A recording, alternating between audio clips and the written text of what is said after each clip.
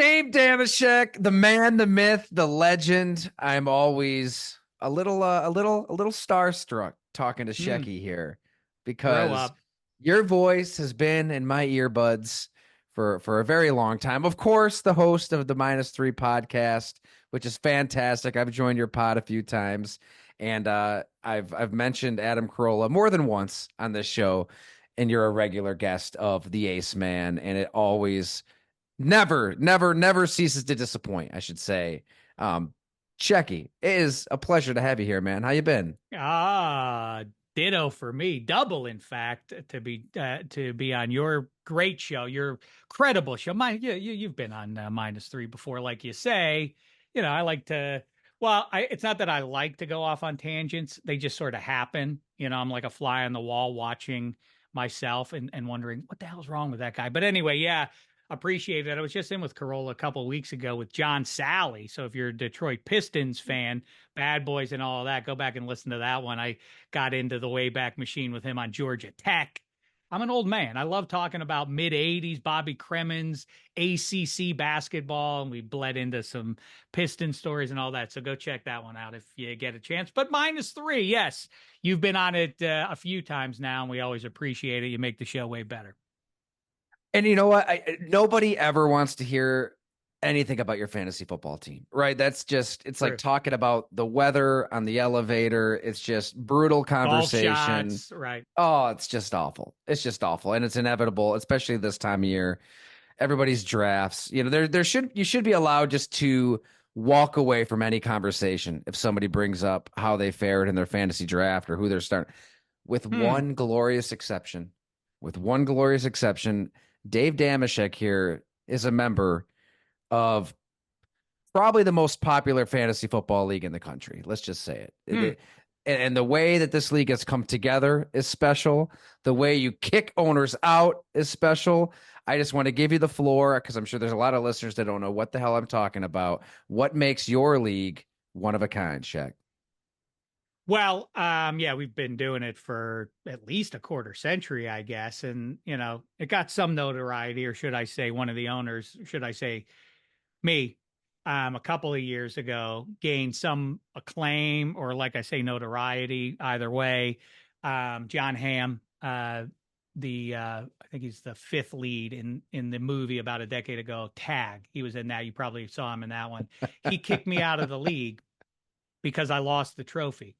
And I'm a multiple champion in the league, and I want the trophy, what it means, but the physical trophy, that's not what I'm playing for. That's not what I'm about. It's about the eternal glory of it, and shaming my friends. But so he kicked me out, but I've won quite a bit. And what we have is, when I say kick out, is Sal about 20 years ago now decided, when Survivor broke big, he was really fascinated by the end of it, where at the end of every episode, one person kicks somebody out, like your flame is out, or whatever it's called, your torch is extinguished.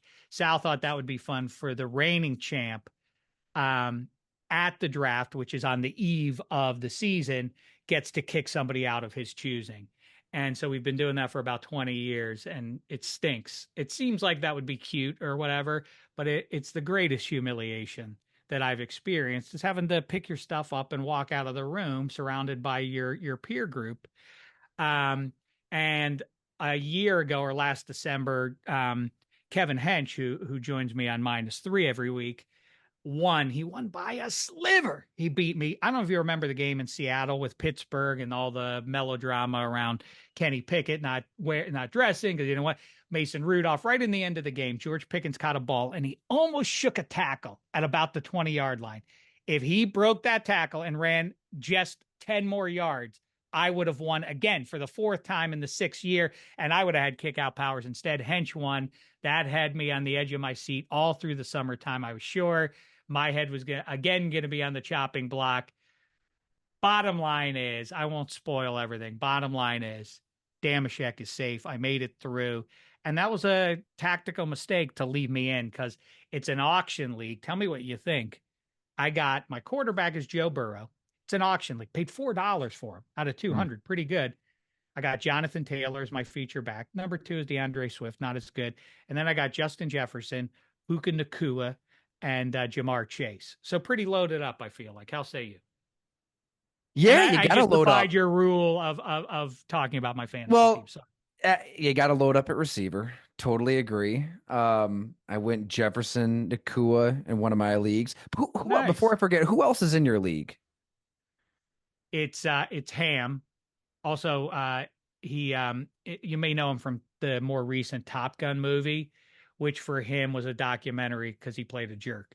But he's in it. The sports guy, Bill Simmons, I say Sal, Kevin Hench, Tall John, who is one of the showrunners for Bob's Burgers. There, people in the broader industry out here Yeah, in Los Angeles, and me. it's a great Somehow I concept. snuck my way in.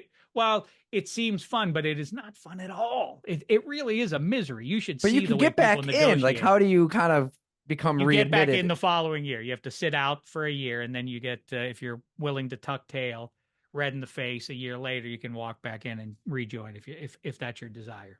I mean, that's kind of the beauty of fantasy football. It's like it could be $1 that you're playing for. It's just something about you own a team, you create it's a test of intelligence, right? It really is. Like there's something special about drafting a team and manipulating that team, transaction to transaction. Like there is a sense of I am smarter than you, and because you're in a league with your friends or your family, and you don't want to finish last, you don't want to be close to last because it's really the ultimate gauge of modern day intelligence. Let's just say it. How you put together a I think football that's team. I think that's fair. I don't think that's Yeah, hyperbolic at yeah. all. Yeah. So how better to gauge one's intellect than how well they do in looking at some strangers on their Mm-hmm. TV and dividing which of those people you should pretend to be in business with, to be in league with. Yeah, I Completely. mean, I nothing to argue about there. Yeah, that's sound logic there. Well, we should Hey, just continue there. before we talk more Yes. football, I just wanted you to see that. Well, your listener can't see it, but I got this outside of Buffalo Stadium. I went there to interview Stephon Gilmore when he was a rookie for the Bills, if you can believe that. So I think that's 2011. And I got there on a Friday afternoon, and I was told you will not believe the atmosphere on the other side in the parking lot across from the Bill Stadium. And I said, but it's Friday afternoon. It's too early. They're not tailgating yet. Oh, I was wrong. They were tailgating on Friday evening. It was the greatest thing ever, as I've said a million times. And your origin story is in Western New York, but then you vibe to the Packers and all that. I mean, I've said it a million times before. I think that spiritually, the easiest teams to kind of root for, aside from your own, are probably the Bills and Packers. Like the fun fest, if those two teams would ever get to a Super Bowl against one another, Yeah. would be second to none. Everybody would just be like, "Hey, good luck. I hope you do. No. I hope you do well. No, I hope you win." Maybe the Vikings could be there too because their fans are like that too. We wouldn't mind. Hey, we wouldn't mind here at golongtd.com, right? With all of the Packer and Bills fans who read and subscribe. We greatly appreciate it. Stevie Johnson, a regular guest, we should say. We'll call him a recurring guest. It's been two or Is three that right? Oh yeah, times. that's what I left out. That yeah, I told you, I showed you, but I didn't tell the audience. I got a T-shirt outside at the tailgate of Stevie Johnson asking why so serious. I love it. Stevie. I mean, he really did kind of make the Bills cool again. They were Yeah, still losing at that time, but they were like losing with style, and it was fun. And he blamed God after a loss to your Pittsburgh Steelers, and then he dropped that that ball, turned right? in. He Remember dropped the that ball one? in overtime, right? And then took Yep. to the tweet machine in the early days of the tweet machine, and in a roundabout way with I believe like Adam Schefter had tweeted it. I'm going to botch this story, and Del Reed listens, and sorry, Del. He can tell you the full story because him and Breon, there's a whole host of fans. Bills Mafia took off in that moment because Hmm. I believe it was Schefter kind of referred to the Bills fans coming after him as Bills Mafia. So Stevie Johnson kind of lit the flame of that all. That checks out. I do think that the Yeah. prominence of the Bills fan and breaking through the table and all that isn't something that, I, as somebody watching from a different pro football town growing up, I wasn't aware that, oh, the Bills, that's their fan base. And, I think that's earned through the heartbreak, right? I mean, like, Yeah. the Bills fans aren't the Bills fans without the early 90s stretch. It's sort of like Red Sox fans. At some point, they take on this weird mythology for suffering through and still going to the games and still caring about the team despite all the heartbreak. So I guess that checks out. It does. And really, we should devote an hour to that. But we bring you on for AFC North insight. I'll say this, Shecky. I think this is the perfect segue. Just had my 4-year-old, soon to be 5-year-old daughter at soccer practice, and we're teaching aggression, how to get mean, how to get tough, how to get in there. We're kind of loitering around the pile right now and running, back and forth and playing with our pigtails at the moment. But we're working on our toughness and being nasty and getting right in there, which That's got I mean, that's got to be the AFC cutest North. version of cutest version of nasty ever. 4-year-old girls in pigtails, big gun. Right, Oh so yeah, it's not happening. Yeah, she's just the sweetest, most adorable thing on the field. Of course, I'm a little biased, but as I'm kind of teaching her this ahead of practice, what would Bam Morris do, right? What would Levon Kirkland do? What would Clay hot Matthews references for II 4-year-olds do? in 2024. Right. Exactly. Big Be like Bam Morris Kirkland in fan. Super Bowl 30. He wasn't afraid of Aikman, right? Like Greg Lloyd against Brett Favre in the preseason, right? Concuss him. But yes, this is it's always been that way in the division. I'm glad that Hard Knocks isn't what it used to be. And although the Giants Hard Knocks in the offseason was pretty damn good because it was different. I did enjoy that. But I always agree. wanted a lot a of real fist bumps. Yeah. Joe Shane, like the fist bumps. two-thirds of the entire series was Joe Shane fist bumping his guys around his office and otherwise just like, hey, good job. A little bit too much. See, of that, I thought there was substance. I thought there was like actual substantive conversation. It's almost like Game of Thrones. I love Game of Thrones when it was just a conversation, right? Like this, all the inner workings behind the scenes. But when it comes to the actual Hard Knocks, it's a lot of musical montages and not a lot happening. And I think they're following the AFC North this year. I'm sorry. I keep interrupting you because I can't shut my mouth. I think I thought the exchange with Shane and Mara of like, just whatever, just don't let Saquon go to the Eagles. That's the only thing. Like, that is going to be on the big board at the link when the Giants show up for as long as Saquon is there and playing well against the Giants. I mean, don't you know the cameras are rolling, fella? Like, now that's going to plague you forever. Like, just don't let him go to the Eagles. That's the one I can't deal with.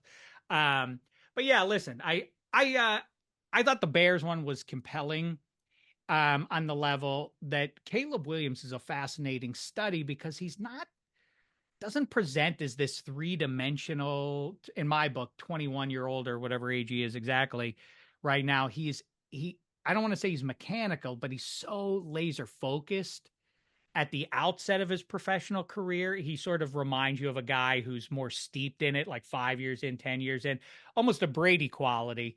Yeah. I think he's gonna make it. I think he spooked some people because he doesn't present in the same way a 21-year-old does, right? I mean, do you pick up on that? People think I'm insulting him. I don't mean to. It just seems so sort of calculated, and these guys, as well as I do, if not better, how coached up they are in comportment. It's not just the X's and O's at this point. It's been going on since Cardell Jones and well before. Like, don't say that when you're being talked to. Don't say stuff that's going to be a red flag. And so he's so thoroughly steeped in the right thing to say and the way to act. It doesn't feel like it's sincere on some level, and yet I think he's going to thrive. And speaking of fantasy football, go get him. I think he's a good guy to have on your team in his rookie season. Anyway, enough about my monologues about. No. That's I want to launch into that because it kind of gets into your Steelers in a roundabout way. But when I did a series on the Bears in the off season and kind of digging through the graveyards of quarterbacks past, and it was ugly, right? And there were people in the organization that really detailed how things went south with Mitch Trubisky, the insertion of Brad Childress into that equation. Kind of started there. And Justin Fields, getting into Justin Fields, but like, and everything that led to Caleb Williams. But first on Fields, there were people around him, and it surprised me because I always thought it was considered a strength of his. Said he really wasn't everything you'd think he would be as a leader behind the scenes. Kind of lacked the emotional intelligence, carried himself with a certain air. And granted, it's a locker room, and you're going to get a lot of different opinions in any locker room. So I'm sure there were players who loved playing for him, had different experience, but there were some prominent people that just said he didn't really exude himself as the guy and kind of kept to himself. And when it was him and Andy Dalton and Nick Foles, it was just an unbelievably toxic quarterback room. And Foles tried to help him at one point, and Fields basically ignored him, and Foles is like, F him in so many words. So it got bad in a way. I didn't expect that to kind of go bad. But to Caleb Williams, everything I heard about him is the exact opposite in terms of how he relates to teammates and is unbelievably emotionally intelligent, tries to have real one-on-one conversations, and probably does carry himself with a certain, and arrogance is a little strong, but the guy's been the anointed one forever. There's going to be a little cockiness that you want in a guy like that. No doubt. You want him to be meek. You want you some always of that. have to start there. If you are a random person like me, you cannot, like, boy, that guy's got a real ego on him. Yeah. I don't know if you heard when he stood in front of his teammates, and there would be some baked in resentment from those guys when they're standing up. What's your signing bonus? 20 something $million. And they all freak out. You are different than everybody else. You're the quarterback. You're the new franchise QB in the quarterback league. Obviously there's going to be a distinction there, and you're going to be treated differently, and you have to overcome all that. It's how you express it in a sincere way. I think we are in a fascinating transition, and forgive me, I don't remember if you and I were the two having this conversation a few weeks back. But I think Jordan Love personifies a new vibe with the man, with the quarterback, versus the Aaron Rodgers, Tom Brady, Dan Marino, Peyton or anybody else model of, type A, I'm going to point you out, and, 20 million people may see me do it. Certainly the people in the stadium are going to see me calling you out that you ran the wrong route and all of that. And there's a distinction between the QB and the rest of the team and all of that, and who's the leader and all of that. Jordan Love feels real breezy to me. He feels like, I'm just one of the guys, and I don't want to be put on a pedestal. And it works in a way that I don't think it would have worked in 1990 for instance. I think you kind of had to project, you had to fake it, fake it until you actually made it. Like, I'm the man, and I'm going to tell you what the play is, and I'm going to let you know if you don't do it right. There is a new sort of QB that, like I say, I wouldn't call him type B, but you're closer to it than I am. Am I onto something with that? 100%. I think all players just want authenticity in their quarterback and their head coach and anybody they deal with. Like, be yourself, and because everybody can read through this artificial, just fake nonsense if you're trying to be a rah-rah type of leader, and you're not. And I think Jordan Love from day one, like, he's always been just cooler than cool, and everybody has seen it. I mean, this is a quarterback who, man, to call it a controversial draft pick is putting it mildly. I mean, people were pissed from Aaron Rodgers all the way through the fan base, wanting a wide receiver, wanting to take advantage of it. So from that point, really all the way through, and some rough moments in there. The Chiefs start when Aaron Rodgers was out with the COVID stuff, and he waits and he waits, and there's the Lions game in there, and then there's an Eagles game. It looks a little better, and then this divorce is starting to kind of set in motion. It's just, man, you've got to be so calm and so cool to wait 3 years to start a football game as the guy in Green Bay. But I was talking to Brett Favre about this. That's interesting, because it would, like, he is there for 3 years, as you say. So you probably if you were walking around the locker room or practice or otherwise acting like the man, while Aaron Rodgers is there, that probably people would have been like, why are you acting like that, friend? This ain't your team quite yet. Right, So I guess right. maybe that informs why he It continues to does. act the way he does. It does, but I think it's his nature too. Like Yeah, that's what I because meant. if Yeah. he's not like that and he is Uber type A, I got to be the guy. Like that could lead to some problems behind the scenes too. It's chicken or the egg thing. But I mean, Brett Favre from afar watching Jordan Love is just like, wow. He in so many words could not be more different than me. Right? Brett's just tackling teammates in the end zone and ripping the helmet off and getting in Warren Sapp's face and all that stuff. And Aaron Rodgers is demonstrative in many ways, right? Looking at the Bears fans, I effing own you and not afraid to get on a teammate. But I think in all three cases, they're all themselves. And maybe it's going to rub people the wrong way. It did with Aaron at times. But I think the fact that Jordan Love is himself, but also this is the youngest team in the NFL. Like they're all the same age, so they can all relate to each Makes other off the sense. field. So everything's kind of aligned. So on fields though, I guess to get into the Steelers, man, at the time I think we were in agreement on this. But so they get Russell Wilson, Justin Fields on the cheap, both extremely, and it's kind of celebrated as a stroke of brilliance from the Pittsburgh Steelers. Look, this is a team and a coach that I have praised to the high heavens. I just think behind the scenes, the way Mike Tomlin runs that operation is rare. Guys love him, yet he's hard on him too. It's such a tough needle to thread. Mm-hmm. But this was so puzzling to me, Shaq. Like I did not understand it. And I get it. I was wrong when it comes to Kenny Pickett. Thought that they'd get a little bit more out of him. Now, Matt Canada is factored into that equation as well. There was a lot going on, but still, your first round pick should look better than that, regardless of the muck. But this is the answer. I don't know. To me, my takeaway: you get what you pay for. You get what you pay for. Like there's a reason that Fields wasn't in demand, and there's a reason that the Denver Broncos were willing to eat whatever it was, 84, 85 mil to tell Russell Wilson, there's the door, get the hell out of here.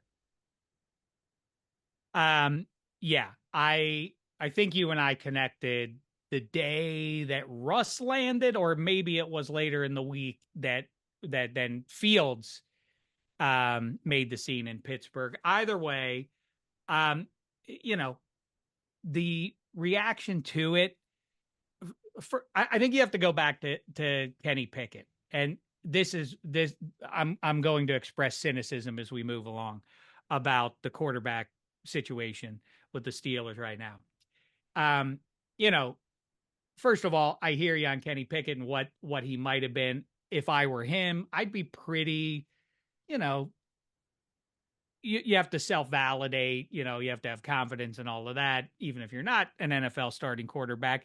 I can absolutely see the way things played out. So I'm saddled with Canada. Things ain't going great, but we're above 500 and all of that. But we lose that Browns game, and finally they get rid of Matt Canada, and I am liberated. And people go crazy the following week when the offense looks unleashed against Cincinnati. Reminder, they had 7 points in the fourth quarter. People overreacted a little bit to how great the offense was without Matt Canada. They won the game and all that. Then, they're not, they didn't come out of the gate great against the Arizona Cardinals. A team they should have smoked in Pittsburgh. He gets hurt right before the half, and then they put in Mitch Trubisky. And then next thing you know, he has the surgery to try and get back sooner rather than later and all of that. And now the offense has a different vibe because there's no more Matt Canada. And he's trying to get back as soon as he can. And they're rolling with Mitchell Trubisky, who throws away the Cardinals game. Then that coaching staff says, let's run it back with him against the Patriots. He loses to the atrocious New England Patriots on Thursday Night Football. Coaching staff says, run it back against Indianapolis the following week. They do that. The season feels over at that point. They're not going to rally from this. So out of desperation, they say, fine, we're going to put Mason Rudolph in. Things swing wildly, and the rest is history, including getting to the playoffs to play your Bills without TJ Watt. And they were still kind of in the game. I know they're not your Bills, but still. with Some Mason people Rudolph. back in December would disagree with that assessment. You're right. So people, so Kenny Pickett is resentful of the coaching staff not saying like, okay, well, you're healthy again, you're back. Obviously, they're not going to sit down Mason Rudolph playing the way he was in those last couple of games. So people keep using the phrase hissy fit or he gets pissy. Those are the two things I keep hearing. I don't know why everybody has landed on those, but either way, he doesn't want once Russell Wilson is signed. And my read on it was he's there to be the Goldilocks quarterback, which is to say, credible guy. Like this guy's been to 2 Super Bowls. He's Russell Wilson. He's a borderline Hall of Famer, but he's here because we didn't like your behavior. We didn't like the way things went in December and January in the quarterback room. We need the sense of professional stability. I don't mean under center. I mean the rest of the week. They didn't like that. It's clear that they were displeased with the vibe that Pickett was pushing out. And so Russell Wilson was going to teach him how to be a pro, how to handle all that kind of stuff. And I think if he would have recognized that, he maybe is the starter right now. I think we were talking about like he won the gig out, like Russ challenged him, showed him how to do it. And that was the Kenny Pickett instead flipped out, and Mason Rudolph didn't want to come back. And reminder, this isn't going after either one of those guys. Rather, the coaching staff that now is telling you, we got to roll with Russ. Justin Fields is more of a specimen. We get it. He's got some work to do with footwork and consistency and everything else. We got to roll with Russ. These are the same people, Arthur Smith accepted, who looked at the situation, 10 months ago and said, yeah, Kenny Pickett and then Mitchell Trubisky and then out of desperation, Mason Rudolph. That same coaching staff didn't know Mason Rudolph was the best quarterback in the room. And now you're supposed to trust those same people to make the right choice here. I can be optimistic, but that's a bridge too far for me to assume that they have a handle on this. My ongoing hypothesis is Mike Tomlin is at worst one of the 5 best coaches in the NFL right now, probably higher up in the rankings. He also is not a QB whisperer, which is a weird thing to be both in the 21st century NFL. But here we are. Consider they do play above themselves. They pull off weird late season rallies to sneak into the playoffs. The Duck Hodges. The Duck Hodges. Whether they're playing the 32nd best team or the first team in the league, they have a weird knack of winning every game 12-11. That's how Tomlin wants it to be. He dirties it up. Every game is a knuckleball. He makes every team look bad. In the process, when you drag the team down into the mud, you get muddy too. And so there's some real stinkers out there with Tomlin teams. But for the most part, they're 9-8, 10-7. Now, though, you reach this point as they, sort of Andy Dufresne it through what should be the worst of everything and coming through clean on the other side. The offensive line, actually, the line of scrimmage is pretty strong. That's why they brought Andy Weidel over from Philadelphia. That was the not so secret success of the Eagles for the last decade, was really being able to dominate at the line of scrimmage, no matter who their quarterback was. I think they're fairly close to that. I think the defense is going to be dominant, and all of that. I think it's also that there's talk late at the end of training camp. Maybe this is more of a transitional year. Well, there have been a lot of transitional years for the last 5 years. Pretty much you start the clock in praise of Tomlin when Tomlin hurts his elbow against the Seahawks. Now everything's, thrown out a whack and expectations. He almost gets them to the playoffs that year. Roethlisberger comes back. You remember they undefeated at 11-0. They go to the playoffs a couple times, almost get there in Pickett's rookie year, do get there last year. He does keep putting out great teams out there. So the talk about they got to move on from Tomlin, but it is time now for that. At some point, I do wonder if Justin Fields doesn't work out this year, if they just have to pull the Band-Aid off and just say our next 2 first-round picks to move up in the draft to get the quarterback. We have to get Cam Ward or someone like that, or shame the devil. We can't keep trying to make a go of things in the quarterback league with C+ QBs. Exceptional breakdown. Check that was perfect. And I think it does. And I'm with you on Tomlin. Like the way that he can just muck these games up, bring you down into the mud, win 12-11. Like you see it all the time. But I think part of bringing yourself into that is that lack of quarterback whispering, that lack of just seeing a red flag. And it was That's kind right. of crystallized to me talking to Allen Robinson out at Giants camp. So we're getting into Brian Dable and this offense, and he's going, and he's not even there anymore. He lasted a month, and he said, there's answers for everything in this offense. If you're a wide receiver, like we walk to the line of scrimmage knowing somebody's going to be open. Like and that's why I'm so bullish on the Giants too. I feel like people will be open, and Daniel Jones is good enough to find the open receiver and complete I that agree pass. with you, kind So of. I I kind think of because those believe two, in the the top, Giants because the heavyweights of the NFC East are going to both regress a little bit.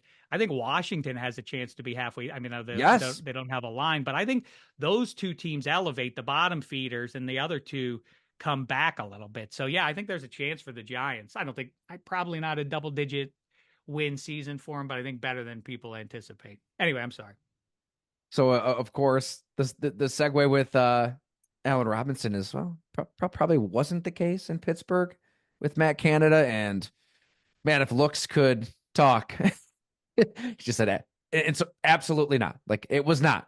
It was not. It was a play is called, you run the play, and that's that. Like you might be running your play into the teeth of the defense. It doesn't matter. There's no audibling, adjusting, at least not at an NFL level. And remember, came from college, and it's like Mike Tomlin for all of the greatness that has gone into his run here and never having a losing season like that.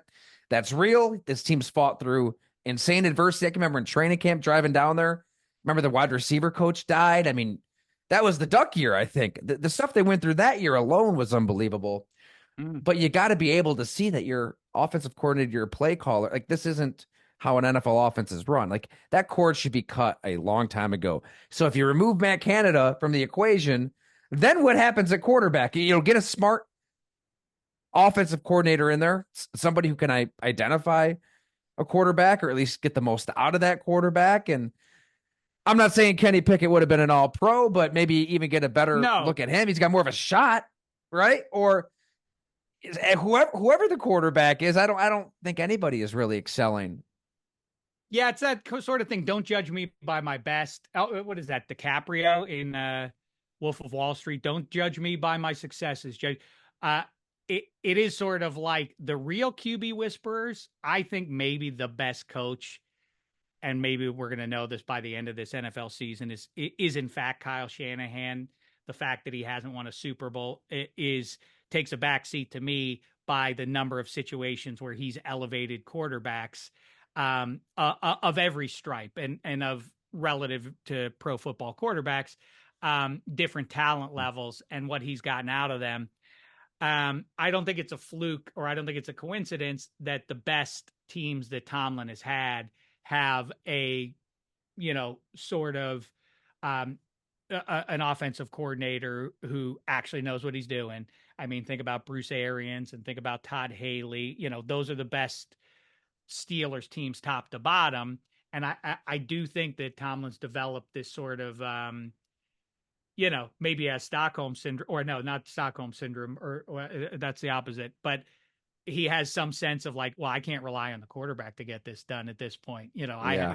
From Duck Hodges to Roethlisberger's immobility and Kenny Pickett, the rookie, and Mitchell Trubisky ain't quite up to what we thought he might be coming off of the Buffalo year, and all of those things have added up to make him, like I say, sort of skeptical and like, I'm a defensive whiz, and that's going to be the strength of this team.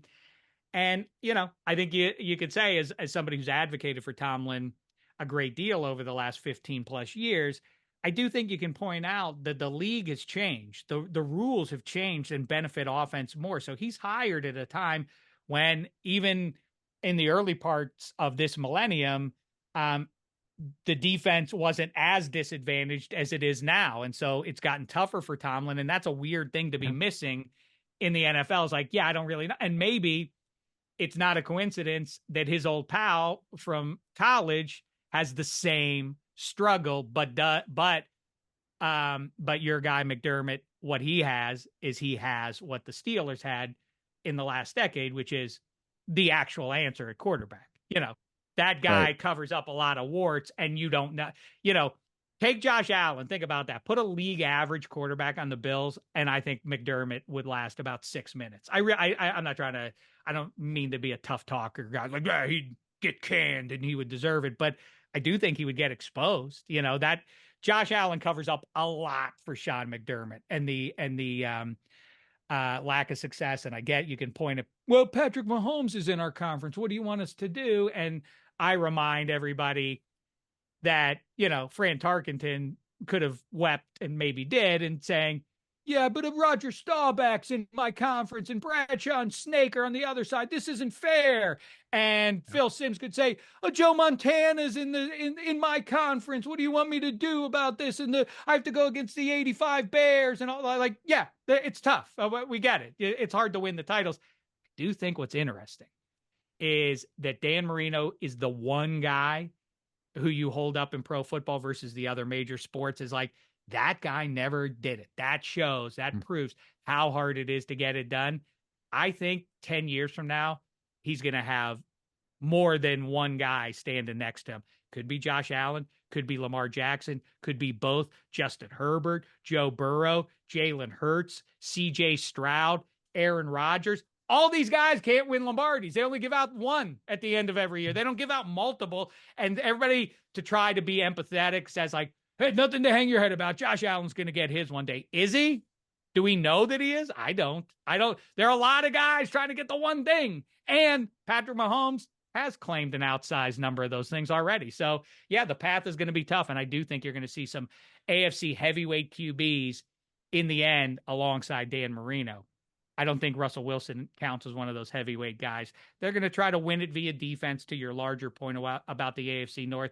It is fascinating to me that, you keep up with the Joneses. I think smart teams do one of two things, which is you saw NFC North teams starting to do this more and more in the age of Rodgers, which was specifically drafting DBs and otherwise that would slow Aaron Rodgers from dominating them.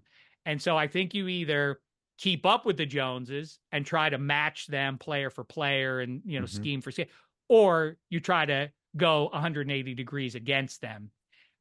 It is funny that for the most part, if you look at the AFC North right now, certainly 3 teams are trying to do it that way, in the Ravens, Steelers, and Browns. The Bungles are this wild card team for the North, and that, Joe Burrow, and now they're going to be even more that this year than they have been in the age of Burrow. They're going to be slinging the ball quite a bit, I think.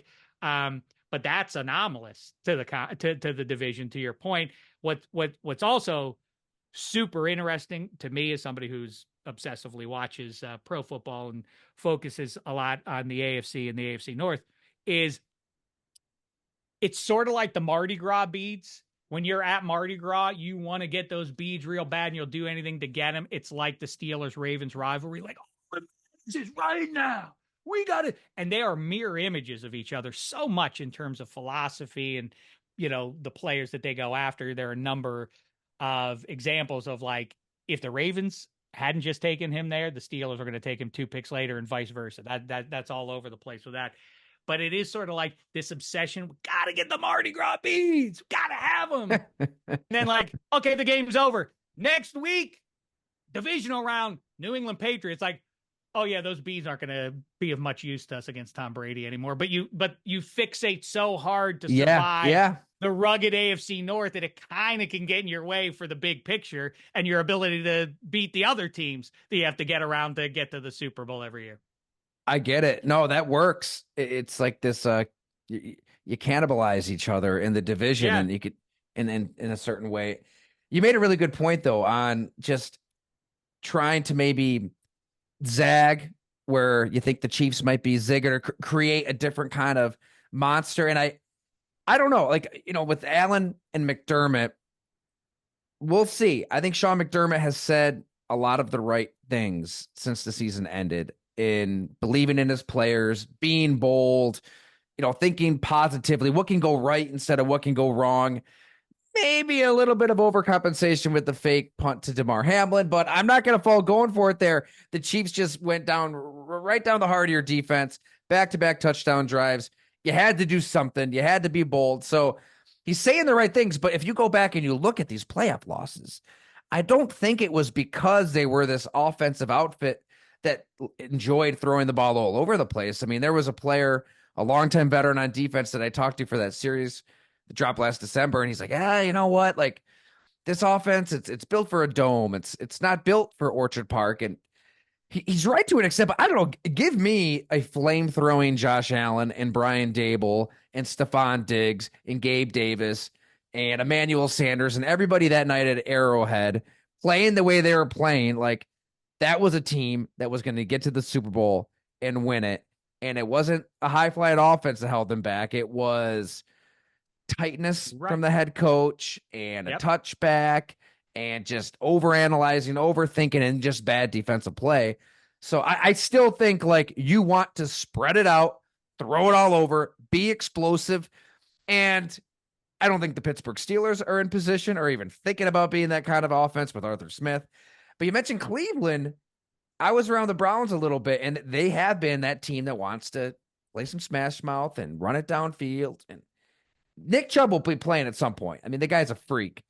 But they bring in Ken Dorsey, who, by the way, was Brian Dable's right-hand man in Buffalo. He's bringing that kind of offense. Deshaun Watson wants to be in the gun. They want to spread it out with 3-4 receivers. I'm really interested to see how that kind of marries together. Like Kevin Stefanski's still calling the plays, I believe, but he is willing to evolve and change. And so what does that look like? What does that blend really look like this season? Because you got the number one defense. This defense is loaded. They might have the best roster in the AFC around the quarterback position. So if Deshaun Watson can, it's probably the biggest if in the NFL this season.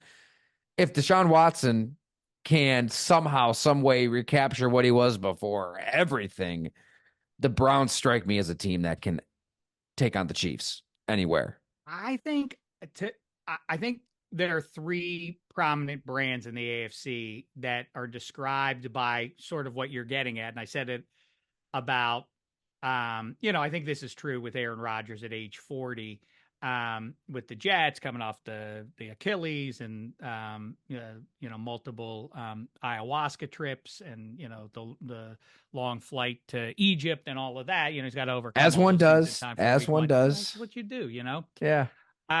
But as long as he can avoid, and I said this 2 years ago or 2 years or 3 years ago about Aaron Rodgers, that it was true. And so it's funny that it still is true.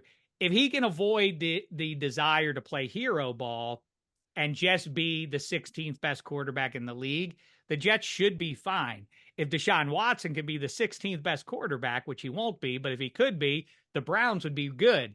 The Steelers, if they could get Russell Wilson to be the 16th best quarterback in the league or Justin Fields, either way, they would be just fine because of the defenses. I do think that if you look it up, it's an interesting thing because the pieces tend to remain the same in the age of free agency, a piece here, piece there, move on. But you would think that a dominant defense would transfer from one season to the next. But look it up if you don't, if you doubt me. There are a number of examples in this millennium of defenses that you rely on to just win the day, just not holding up their end of the bargain the next season after they did Saxonville. I mean, they went from thinking 85 Bears to falling apart.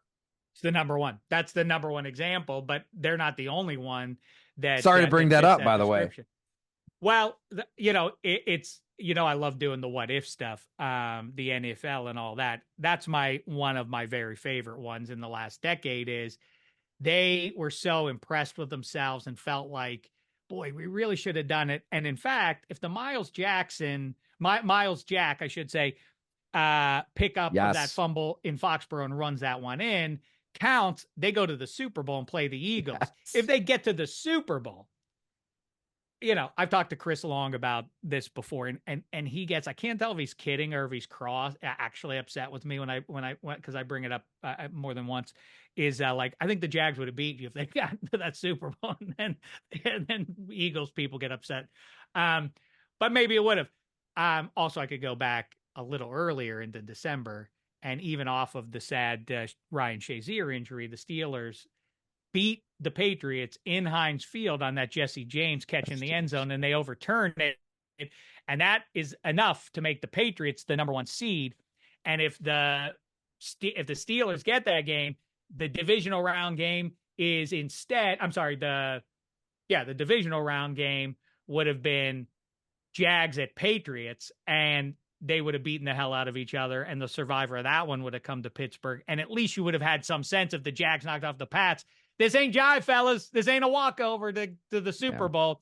The Steelers would have had the meager Texans in that slot. But either way, yes, the Jags are so impressed coming off that season, like, wow, I guess we can hide the quarterback, even here in the QB league, and succeed. And so they pass on when they have the opportunity to take Lamar Jackson late in the first round of 2018, pass him over because they have their guy in Blake Bortles, obviously, in favor of Taven Bryan. Some luxury picks. An interior defensive lineman? What? But Baltimore no, also passed on Lamar Jackson. We like to bring that up on the show. That's right. But I think it also kind of applies here. A quick side note before we get back to the Browns with the Steelers. I think they're deluding themselves right now in the same thing that the Jags did in 2018, which is like, we can hide the quarterback. Well, that's what we'll do. We're gonna play this super severe 3 tight end offense, and it's gonna force the hand of the defense, and they're gonna have to put smaller guys out there, or bigger guys out there, and then we'll throw it over their head. It's like, you have George Pickens, who you almost had to get a divorce from because he was such a pain in the ass last December, and Pat Freiermuth, who is steady but is not dynamic and gets hurt a lot. And after that, Van Jefferson is your. I mean, what are we talking about? And you think you can do that? If you're going to do that, then play Justin Fields and throw the ball 3 times a game. Just run, and run some more. If that's what you're going to do, I don't buy it. The career resurrection for Russell Wilson in an Arthur Smith offense. Well, but he's steadier than Justin Fields. Takes care of the ball. Did you notice that he had 16 turnovers in 15 games last year? He only had 8 interceptions. Yeah, he also lost 8 fumbles. Those count too. And so the idea that he's safer than Justin Fields, it doesn't have to do with that. It has to do with, he's a vet. He's a pro. He knows how to conduct himself. But that's their thinking, though. Talking about that's what we're talking about. That's it. That's what they're thinking. Like, you can't go from Fields to Wilson, but you can go from Wilson to Fields. Like, I feel like, right. And I'm saying I don't think that's the right way to think, but that's definitely what the Steelers are thinking here, right? Even if Fields is the choice and is the superior quarterback, I'm not there. I'm not seeing these guys, so I could be wrong, but I think I'm with you. We know what Russell Wilson is. I listen to all those guys that are there. You probably got to trade Wilson. If you're starting Fields, you probably got to trade Wilson. Well, yeah, I think that's or fair. Cut him. I'm sorry, not trade him. Cut him. Like I say, it almost certainly has to get to a point where they just say, enough's enough. Dak doesn't excite me that much. There are not very many quarterbacks. I think there are 3 quarterbacks or 4 quarterbacks who've won Super Bowls after the age of 36 in recent vintage, at least. And so the assumption you'll just roll Dak in, drop him in, and that he'll be the missing piece. I'd rather them do, like I mentioned earlier, just say, here we go. 2025 first, 2026 first, take it, give us the 3rd pick, team that doesn't, that for whatever reason isn't. We need to get one of those QBs. At some point, they're going to probably have to do that. But yeah, and the other thing with Arthur Smith, by the way, that people just completely overlook about Russell Wilson, he loves to throw the ball to the tight end. Arthur Smith offenses love to target the tight end. Well, that's perfect then for Russell Wilson, who's thrown 3 passes in his career to tight ends. I don't see the fit at all. He likes a QB who can roll the pocket a little bit. Is that Russell Wilson at age 36? I don't get it. Now, speaking of old quarterbacks, if I were Cleveland, I'd be spooked by the fact that your $230 million man was so severely outplayed by the 40-year-old Joe Flacco, who at his very best was not destined for the Hall of Fame or anything. And at age 40, and we saw Joe Flacco in that Jets offense a few months prior. You saw what he looked like. For them to be able to elevate beyond Deshaun Watson should really spook Stefanski and everybody else, and Barry and Haslam and everybody else. This is perhaps the all-time bronziest bronze move that they ever has done in Cleveland. It's kind of funny. It's kind of dark. That's who they went with. But then on top of all of it, the cherry on top of this poison Sunday is that then they had to move on from Joe Flacco because it would have hurt Deshaun Watson's feelings to have him still lingering behind him there. So they had to get Jameis Winston or somebody else. Like, maybe he won't be as good as Joe Flacco was if you don't work out, Deshaun. That's what you're hanging your hat on. So I will say, just since the exercise is AFC North, I think the Browns are your last place team in the division this year because I just don't think you can carry over a defense that was great one year and assume they're going to dominate again. They'll be good, obviously. It's not a small matter that Nick Chubb's on the shelf for at minimum the first month. Maybe he comes back. I'll take your word for it. But I don't know that he's going to be Nick Chubb at any point in 2024. And then Deshaun Watson, which is a major deficit, even in a division that has Russell Wilson starting against you. But then you get to the real conversation is you have two legit heavyweights. And so which flavor do you like, orange or purple? That's I think it's a great debate. I lean Burrow. I sense that the narrative, sort of the line of discussion about pro football, sort of eliminated Joe Burrow. The "what have you done for me lately" league and all of that just weirdly forgot. And maybe it was because Jake Browning was halfway decent, or maybe that's what allowed people to move on or forget about him. But I think also, the other side of what I said about, like, if you can get some of these quarterbacks, brand name quarterbacks, to be just median level quarterbacks, their teams are going to succeed and probably make the playoffs. I think something that describes the Chiefs and the team that I consider their number one rival, which is the Bengals, because of Joe Burrow, who clearly has proven to be the kryptonite available in the AFC to take down Patrick Mahomes, if not for the late shove out of bounds in Arrowhead 2 title games ago. They would have back-to-back gotten to the Super Bowl by going through Patrick Mahomes and Arrowhead. So that's how narrow it is. And just like you talk about Josh Allen and the 13-second game and all that, I think both the Bengals and Chiefs understand, and I think Burrow and Mahomes specifically are wired this way and care about this sort of thing, as do their coaches, that the year to year, the league and the contracts and free agency upcoming and everything else, Mike Brown's not going to pay out all those guys. You know it for a fact that he's not going to go out of his way to make sure they retain all those guys. The Chiefs can't do it. They are going to have to transition. It could be Travis Kelce's last year. Chris Jones is getting up there. They kind of successfully hid those guys, but not that successfully, because the Chiefs were not a gangbusters operation in the regular season. They sort of, I don't know if they would say in hindsight that they rolled the dice on how they approached last season. Like, let's get through this thing and get to the playoffs, which matter. I don't think they wanted to be on the road, obviously, but they messed around and survived it. I think, whereas a lot of people are saying it's got to end for the Chiefs at some point and they'll regress and come back to the pack, I think they are of the mind right now, with some major players for us and with some big contracts that we're going to have to decide on the other side of this season and everything else, we have to do it this year. And beyond all that, the three-peat is something that no one's ever done, and that establishes us at a different level in pro football history. I think Mahomes cares about that. Same thing goes for Joe Burrow. I don't think T. Higgins is going to be here in a year from now. I don't think some of those defensive pieces that have made us from an exciting team into a team that can actually defeat you in January, because of those, some of those guys ain't going to be back either. We better take care of business this year. I don't know what's going to be on the other side of it. And so I think both those teams are incented to do it.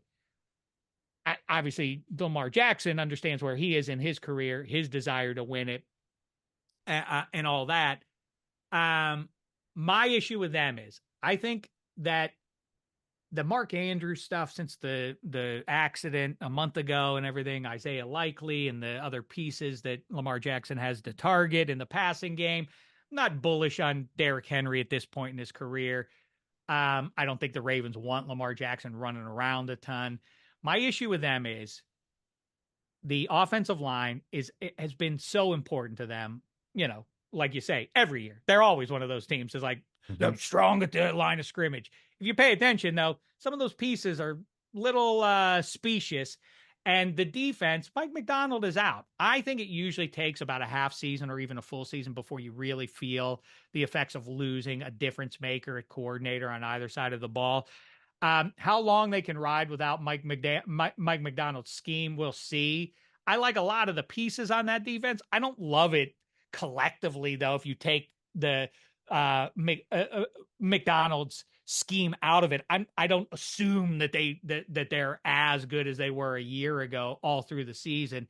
And so for those reasons, I lean Bungles, but they have their issues too without Callahan. I think that's a loss, but back to what I just said 30 seconds ago, I think the O-line can survive, and I do think they have a higher pedigree at different spots on that line than they had ever with Callahan in there. So I mean, with that whole thing, you know what? I might have to have you screw that. I just screwed that all up. I just said Callahan. I'm bleeding my Ohio teams together.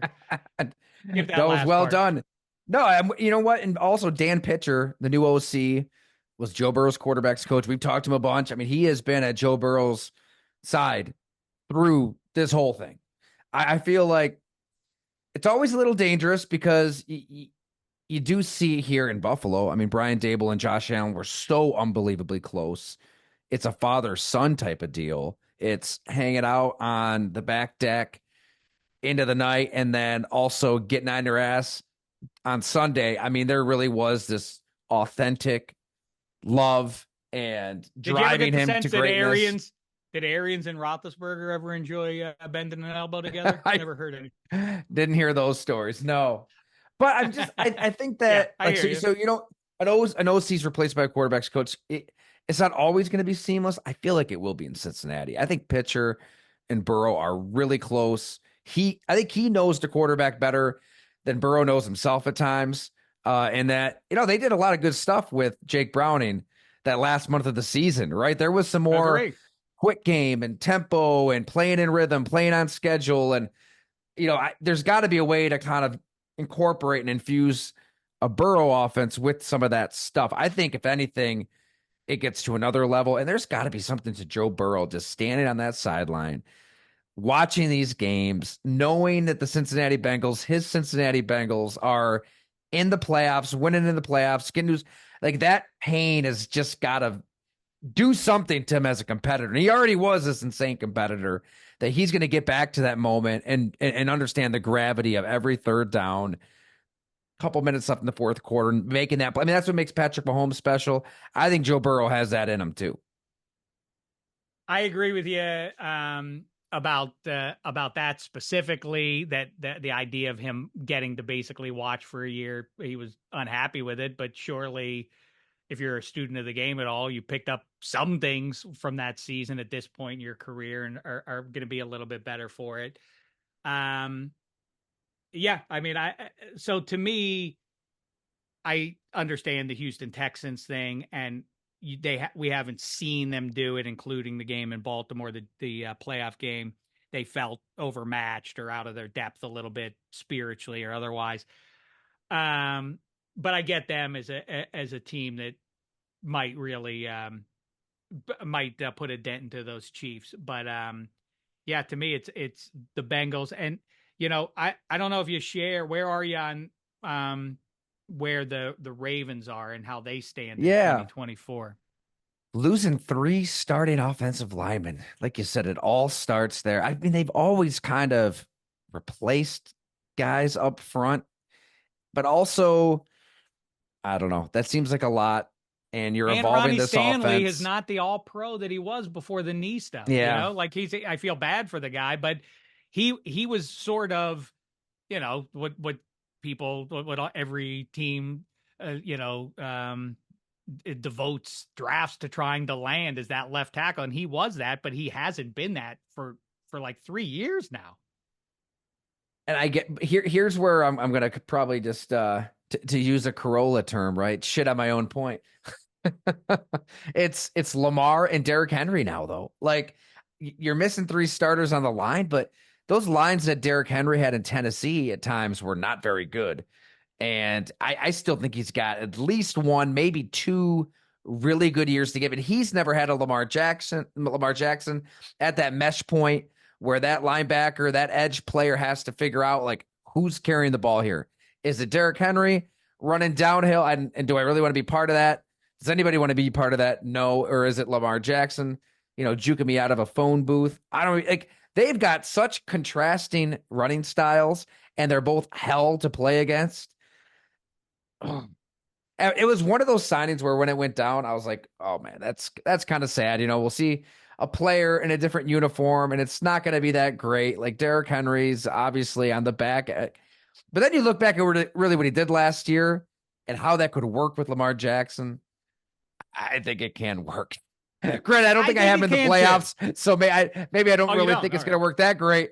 But it's going to be fun. One way or another, it's going to be fun to watch. Well, also the other thing I left out about them is where's the pass rush coming from? Yes, Matabike had a nice year, but they always love to do the move, and sometimes it's even after the season starts. The last few years where they'll go get some edge mercenary, and he'll fill Justin Houston and Jadeveon Clowney, I'm not sure that guy is out there right now, first of all, but they don't have him yet. So I don't love the pass rush there. The thing that hit me a couple weeks ago is, again, with the narratives and the upgrades that teams have. And I think with the Eagles, the excitement around the Eagles is, 2 years removed from both those coordinators moving on. And, I think the fits and starts around that and the weird stuff, name dropped Daniel Jeremiah said on my show a few months ago. And I thought it was a great line. It's like, Nick Sirianni is supposed to be the vibes guy, and the vibes are terrible. So what's he doing there? Is a fun observation. But what I like about the Eagles is, not that you asked, is I think the defense is a position of strength or as a side of strength for them at this point, more so than the offense is dependable. But also a lot of people like the Eagles this year because of Saquon Barkley. And you're like, yeah, that is pretty good. Imagine him with Jalen Hurts and what those two can do and how they can spook a defense, especially a guy on the edge trying to make a decision. But then I was thinking, Saquon Barkley is better than DeAndre Swift. I mean, how much better do we think he is?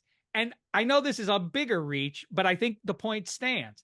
How much better do you think Derrick Henry is than Gus the Bus? Gus Edwards is a banger who, in that mesh, when you talk about, do you want the speed of Lamar trying to run around you? Like, it ain't fun if Gus Edwards gets the ball running with a full head of steam either. I don't think Derrick Henry at 31 is exponentially superior to what they were doing a year ago, right? I mean, you take my point, right? I'm not trying to be skeptical. It's a fresh I'm just trying to say that I can respect it.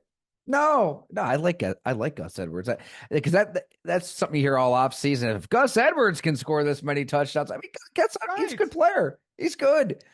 And we'll see. I mean, running backs at 31, 32, things can change fast. I think it will just be fun to see how that all comes together. But, 3 missing starters on the line. And also, you look at that defense, just pull up the depth chart if you're listening. A lot of names that you've never heard before starting for the Ravens, probably. And maybe they just pick it up. Maybe they've got some kind of ecosystem there that allows you to plug bodies in and young players in. And they figured it's a long season, right? It's 17 games, 18 weeks.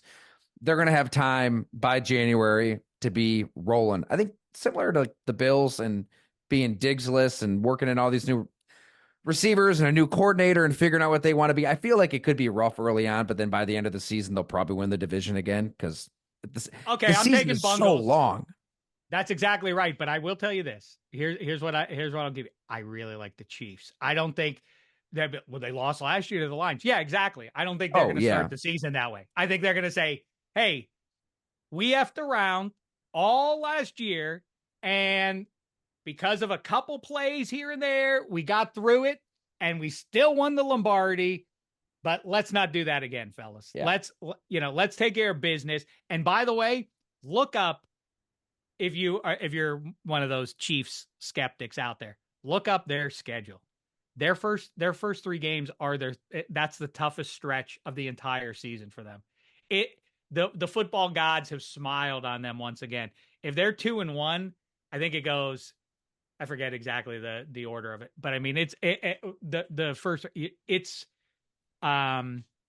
amazing the gift that their schedule is. If they're 2-1 or 3-0, like they have a chance to be one of those 14-3 kind of things, or have the conference put away by mid-December. You're right. Kind of thing. Host Baltimore, host Cincinnati, at Atlanta, sneaky one there, at LA, sneaky one there, right out of the which chute. LA? Oh, I'm sorry, Chargers, but still, yeah, they're gonna want that game bad. That's my team. That's my sneaky team of the NFC, is those Rams. Look out! Oh, for you snuck in the sneaky team. I like it, Shecky. They're gonna win the NFC West. I'm whispering. Well, can you give us a couple more whispers before we lose you? Anything else people should know? Any takes? There are 27 teams. This is like John Facenda, but done in a whispering Pittsburgh accent. There are 27 teams in pro football. And then there are the Pittsburgh Steelers. And now, as Myron Cope once said before a playoff game, holding up his own creation, his cloth creation, a nail burning betwixt his fingers, held it up and said into the microphone, "The terrible Tau is poised to strike, and so are the Steelers. Here we go. Let's get them this year, boys. Let's get to the Super Bowl. And if not, may it be the Bills." I love that ending, because earlier in the show you said, well, they're probably going to have to trade multiple first-round draft picks for a quarterback. But I don't want them to do well. People keep doing that with me. Oh, you don't like that? Yeah. On my show earlier this week, Kevin Hench said to me, and Eddie Spaghetti came at me, and they said, "Oh, you wouldn't take Aaron Rodgers if Aaron Rodgers was available. You wouldn't want the Steelers to have him right now." And I said, "No, I would not want the Steelers to have somebody who presents as a mercenary, like potentially the best player on the team, the missing link. I don't think Russell Wilson is that. Doesn't thrill me. Russell Wilson's the guy. Why would I'm not a Buccaneers fan, you understand? I'm not that desperate. The mercenary, who is the Patriots legend, moved down to your state to stick it to his old head coach and the rest of the team, and did so, and you got a Lombardi out of it. Was it satisfying? I don't know. I'll leave that to you. It wouldn't be satisfying for me. You know why? Because I already have a bunch of Lombardis and Stanley Cups. I don't want Alex Ovechkin coming to play on the wing of Crosby either. Shame the devil. Where's our soul? I have gotten to root for a bounty of guys who wore black and gold, and only black and gold. Lemieux and Mean Joe and Bradshaw and Clemente and Pop Stargell. I'm not going to cheapen myself and start rooting for mercenaries to save me. No way. No way, sir. So if it happens, in fairness, it's really black and yellow. Okay. I mean, don't do that. Don't come on. You saw that Super Bowl game. That was an overrated uniform matchup too. Oh, that's the other thing to think about too, is as we take leave of each other, and you blessedly don't have to listen to me drone anymore.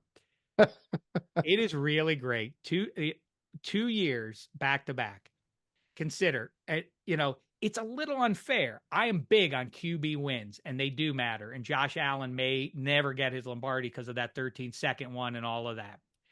He may not ever get to have that, but fair or not, those narrow moments are the defining element of your career.